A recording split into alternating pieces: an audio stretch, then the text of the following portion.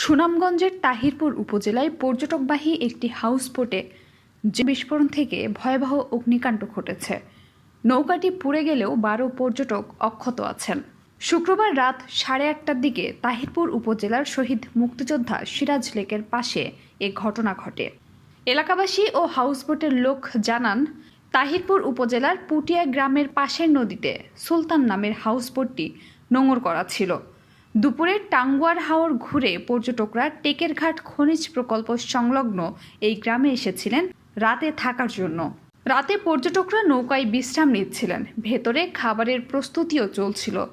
তখন জেনারেটর চালু ছিল। এ সময় এক পর্যটক তার মোবাইল চার্জ দিতে মাল্টিপ্লাগে সংযোগ দিতে গেলে বিস্ফোরণ ঘটে এবং আগুন লেগে যায়।